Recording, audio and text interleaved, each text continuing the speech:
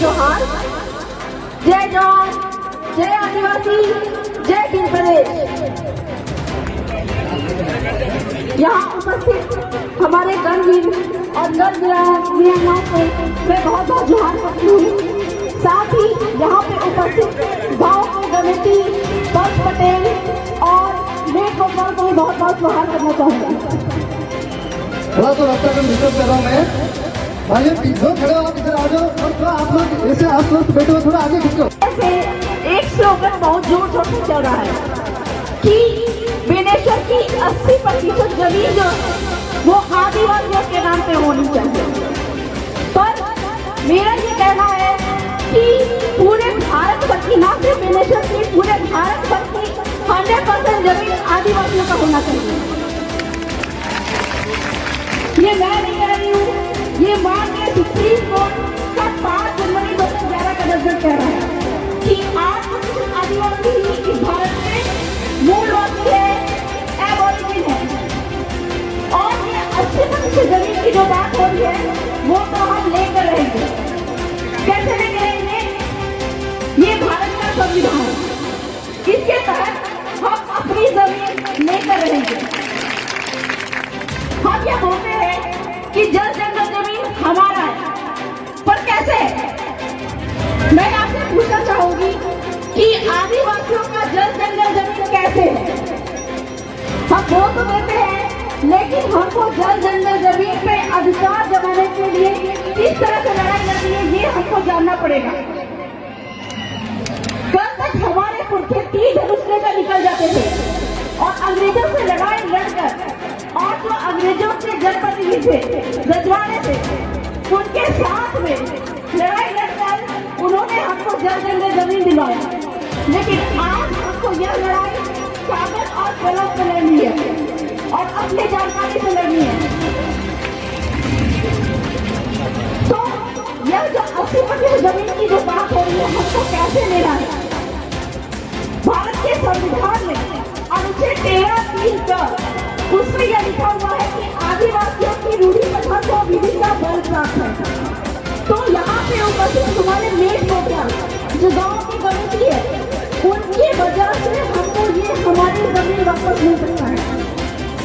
और यह जो बेनेश्वर खान है, यदि कहा जाता है कि यह जमीन जो है आदिवासियों की थी और यह जमीन आदिवासियों की ही है, यह भारत का संविधान कह रहा है।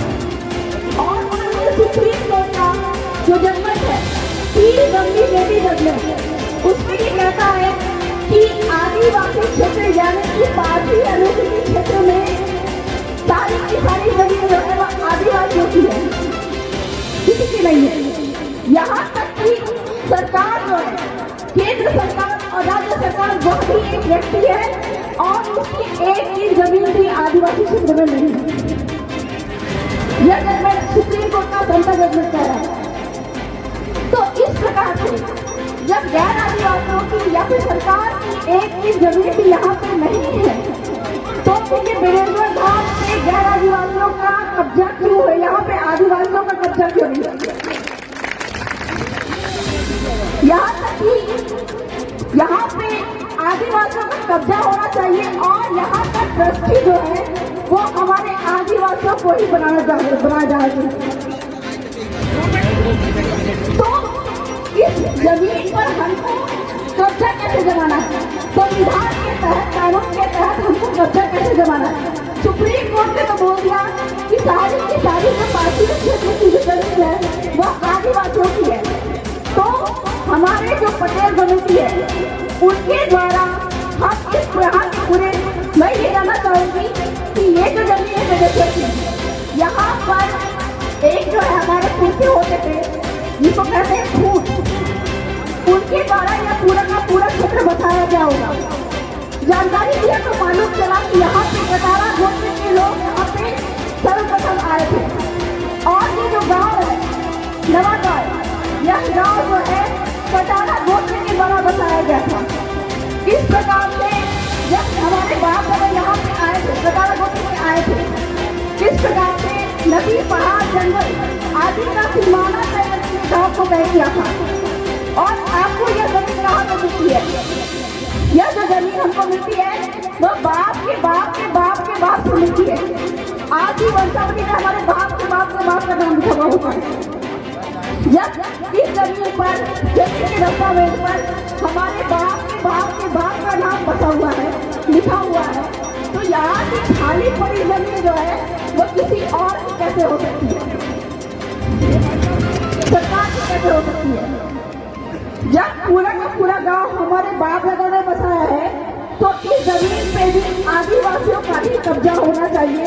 और कलेक्टर महोदय, बात यह है कि इस जमीन का पट्टा आदिवासियों के नाम पर ही करेंगे। ये मैंने वो आपके राजस्थान रेवेन्यू एक्ट और राजस्थान लैंड रेवेन्यू कोड जो है वह बोल रहा है कि यदि गाँव किसी अपनी गाँव की जमीन को, ठीक है, ये गाँव का भी बना होगा, इस गाँव की जमीन के अंदर में जो गाँव मिलकर किसी को जमीन अगर देता है तो वो जमीन कलेक्टर महोदय का पट्टा उसको उपलब्ध कराएगा। लेकिन हमारे जो कलेक्टर महोदय वो संविधान कानून का उल्लंघन कर रहे हैं। तो इस प्रकार से आदिवासी समुदाय को संविधान के अनुच्छेद 13 का उपयोग करना आना पड़ेगा, क्योंकि आदिवासी आज जाग गए हैं।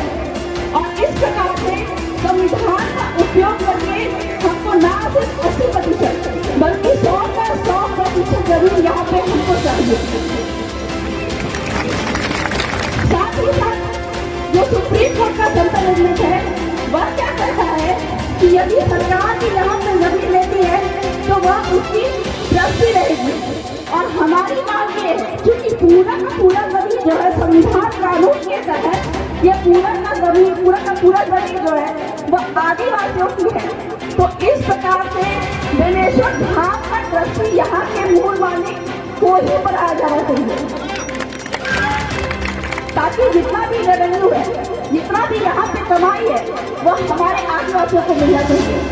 साथ ही साथ में सुप्रीम कोर्ट का सेंट्रल जजमेंट ये बात भी कहता है कि आदिवासी क्षेत्र में अगर यहाँ पे किसी कंपनी या गैरों के द्वारा जमीन का अधिग्रहण किया गया हो तो यहाँ पे जो भी व्यापार रोजगार है वह यहाँ के स्थानीय आदिवासियों को ही मिलना चाहिए। तो इस प्रकार से अगर कलेक्टर महोदय यहाँ के स्थानीय व्यापार रोजगार के लिए आदिवासियों को नियुक्त नहीं करते तो इस प्रकार से कलेक्टर महोदय भी संविधान का उल्लंघन करते हैं। और इस वजह से संविधान का उल्लंघन करने की वजह से हमको उनको वोट को लेकर जाना पड़ेगा।